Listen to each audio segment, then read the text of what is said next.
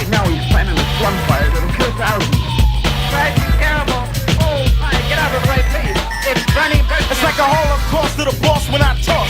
Too much knowledge kicked in, you're lost in a shuffle of beat. Jinx the fiddler, and I control your mind like Hitler. You're bound to a sword. But see now, sucker with a style just born. You know, each one of these films I've tried to make bigger and better than the last one, and I felt like I kind of hit a ceiling, per se. You know, ultimately, I love Girl, and I'd love to stay there forever. I love Rick and Mike and Spike and Megan and all those guys. But this was an opportunity that I couldn't pass up. I wanted to make a skateboarding film that reaches more people. You know, when I started making these films, they were just skate videos, you know, sold in skateboard shops. You know, when I was a kid, I grew up out in the middle of nowhere that didn't have skateboard shops around. And I was just lucky enough to have a friend that had a copy of Future Primitive, and that's how I got into skateboarding. And I think that we can make these films where people in skateboarding can like them, but also people outside of skateboarding can watch them. So if this film can bridge that gap with a kid that likes skateboarding and his parents can sit there and watch it from beginning to end, I think that's special. I think that's something a little bit different that, you know, there's only been a couple of those type of films in skateboarding that aren't just trick.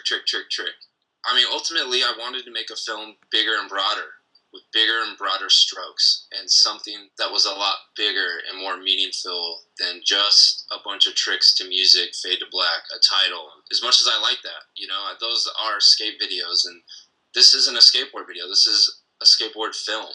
So I think the timing was right, man. You know, I'd done 13 years at Girl and done a bunch of really fun, amazing projects there, and I felt like I'd done as much as I could possibly do at that point. And I just thought it was time for a change. And I think those guys thought it was time for a change too. Making films with me is definitely very challenging. And I'm sure 13 years of making films with me is hard for those guys. And I totally get it. So I think it was perfect. You know, we all left on great terms. I'm still friends with all those guys, love all those guys. And it was just perfect timing to make a film of this scale. You know, when I set out to make this film, I wanted to have these aspects of skate videos, per se. Only tricks and music for a couple minutes, but then I also wanted to have story and things that people could follow. And, you know, ultimately the goal of this film was to make a film that skateboarders could watch and be proud of, but also people that don't skate at all can watch. I didn't want to have talking across the board, and I didn't want to have pure skating across the board. So there had to be that balance. And, you know, there's sections where there's talking, that documentary feel, but then there's also 3 or 4 minutes of just skateboarding. You know, and the Jamie Thomas section isn't just all music. You know, it's a little bit of music and then people talking, a little bit of music. There was 2 points. I wanted to make a film that skateboarding could be proud of and watch, and I wanted to make a film that someone that knew absolutely nothing about skateboarding could watch and actually be intrigued by. And that was challenging. You know, all these films I made of the past is strictly skateboarding. And this was something so outside of my comfort zone, but again, something that I've wanted to do forever. One of the major rewarding parts is meeting people and saying, like, hey man, I knew absolutely nothing about skateboarding, and I happened to see one of your films, and now I've been skateboarding for 15 years. That's insane to me, because I was that same kid that watched whatever, Future Primitive from Stacy Peralta, and for me, I don't know, that's like one of the coolest things ever is being able to meet people and know that, like, you played a minuscule part in someone getting into skateboarding, and it means that much to them. And I would hope a film like this could do that on a grander scale. I remember in Public Domain, it was probably one of my favorite skate films, especially when it came out. And there's that section at the end with, like, Tony Hawk where he's talking about what pushes him, and he talks about progression and just going on to do new things. And I think as a kid that resonated with me from the filmmaking side, because he was saying that, but then I was seeing all these amazing new visuals that Stacy was doing with Public Domain. It's everything that Turnowski did, and Jake Rosenberg did, and Stacy Peralta did, and Spike. My God, I mean, all the stuff Spike did was just so groundbreaking. I mean, when you're in the audience at some of these premieres, you know, I was at the virtual reality premiere. I was at the Mouse premiere at Warner Brothers.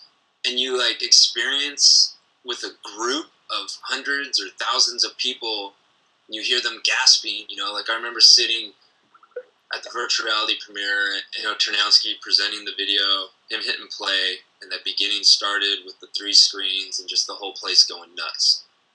To me, that's what's so powerful about these films. And being able to implement new ways of capturing skateboarding is fun and different, and it is progression, and it's not the same old, same old. I made skateboard videos for 20 years the exact same way.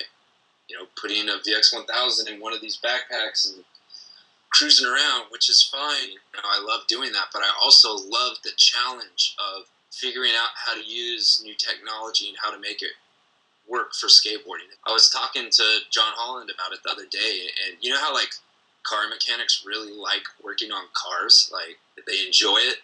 I really like the challenge of figuring out a camera system.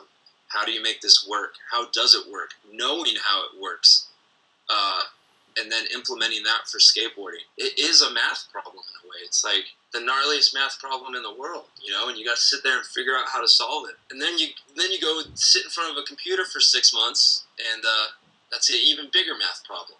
I like the challenge of implementing new things, and to me, that's rewarding.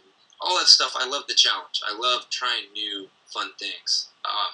But at the end of the day, I've said it in a million interviews, but I'll say it again. It's about grabbing the stuff, going out, having fun with your friends, whether it's just a camera in the backpack or all this crazy gear. It's still going out, having fun. And I think making this film was a huge experiment for me of how do I use the most top-of-the-line camera systems. There's nothing higher than the stuff I'm using right now. How do you make a skateboard film with this stuff? And for me, it was one of the most scary experiences of my life. It was be careful what you wish for. It was I'm sitting here in this room, a couple $1 million worth of camera equipment, and I'm like, all right, what'd I get into? How the hell am I going to make this movie? But somehow we did it, man. And that's probably the most rewarding thing ever. On the mic, still dissing on the hype. From left to right, how many left to fight? So what that lynch mob like?